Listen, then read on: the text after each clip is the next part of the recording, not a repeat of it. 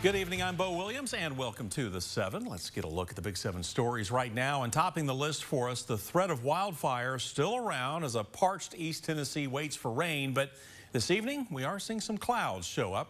But first, let's get into the wildfire situation. The largest of those fires up in Anderson County near Rocky Top, now completely contained.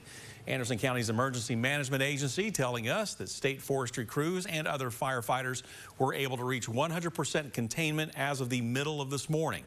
The fire started Saturday. By today, it had grown to almost 400 acres, but no buildings were burned, which an EMA spokesperson credits to hard work by fire crews, thanking them for all of their efforts, and saying that without them, 52 houses and 43 outbuildings could have been lost.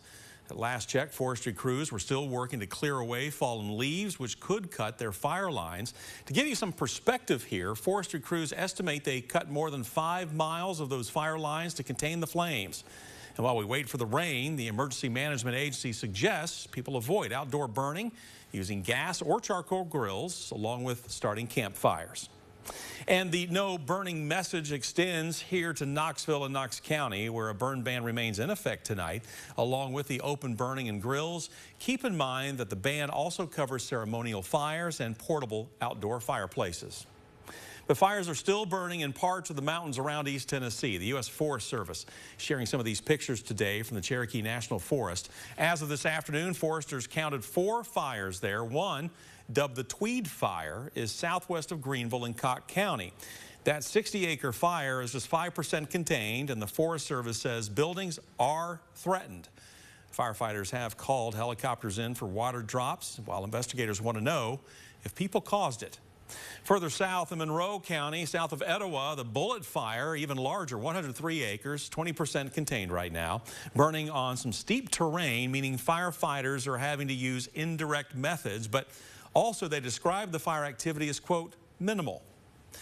Another fire named Hogan Hollow, this is near Roan Mountain, has been fully contained. That's the latest we're hearing about that fire tonight. But the largest fire south of our area in Polk County has grown to 350 acres. It is 50% contained. That one, called the Buckbald Fire, is being investigated as arson. Thank you. Our next big story, answers about that shooting near Morristown Hamlin West High School. Today, we're learning from investigators how they say the 17-year-old suspect allegedly got his hands on the gun that was used to shoot another 17-year-old. That shooting happening Tuesday afternoon on Sulphur Springs Road. Police say the teen suspect was found at a house on Houston Street. Today, investigators say the suspect got the gun after allegedly breaking into a car parked on Lone Oak Drive. That gun was reported missing Monday night. Along with the aggravated assault charge from the shooting, the suspect is charged with theft, burglary, and a gun possession crime. As for the teen victim, police revealed today he is still at UT Medical Center. More answers as we move down the Big 7 list for you this time. What led to a man barricading himself inside a Fountain City home? You know, we showed you the large police presence last night at 11 o'clock. Today, Knoxville police shared the suspect's name, Justin Hilton. Now, police saying he was wanted on warrants for criminal simulation and felony theft. Today, we found court paperwork outlining what is behind those charges. An incident report claims police were called Sunday night by a man who had been trying to sell a car through Facebook Marketplace. The seller telling police the buyer took a test drive, then handed over $4,100 bills, which turned out to be prop money designed for movies. That seller, police say, later picked out Hilton from a photo lineup. Now, we've shown you those bogus bills in the past. They're marked as for motion picture use only, but it might take a second for someone to actually notice. You're looking at video from a scam case out of Nashville where a man got ripped off while trying to sell a laptop on Facebook. Considering the online sales aspect of those cases and that we're heading into the holiday season, it is particularly timely. The Knoxville police have set up what's known as a safe exchange zone. This is outside the city's new public safety complex at the old St. Mary's Hospital site. It's not much to look at, but some signs in the parking area. But KPD points out that it is well lit with surveillance cameras watching over the spot 24 hours a day. You don't have to make a reservation or let police know that you're using it, but they are suggesting you bring a friend or family member or just let someone know that you're meeting someone there. Also, don't bring lots of cash with you, and police have this age-old reminder. We've also heard this from Don Dare many times. If the deal seems too good to be true, it probably is. When you hear of someone stealing from a restaurant, you probably are not thinking they're stealing grease, but they are. The very grease that our food is fried and cooked in is being stolen from area restaurants. Green Energy Biofuel is one of several businesses that collects used cooking oil and cleans it so it can get turned into biodiesel. Restaurants contract with them to make sure the oil is properly disposed of.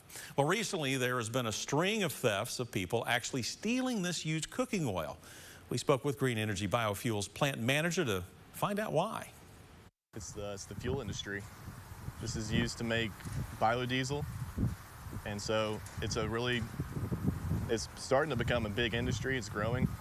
5 years ago, I had no clue about it until I started working here, and ever since then, it's just blown up tremendously with all the efforts to make fuel greener, because biodiesel burns cleaner than regular diesel, and cooking oil is the main ingredient. You know, we have been told that between 20 and 30 of the businesses Green Energy services have been hit by grease thieves, and police reports have been filed in Maryville, Knox, and Sevier counties. Our next Big 7 story, guns and cash stolen from a gun store. Take a look here. The incident occurred on Tuesday morning in Newport following a store invasion when a man entered through the back door. Police say the suspect stole one AR rifle and one muzzle loader amounting to $1,200. Authorities add that at least $4,000 was stolen from the cash register.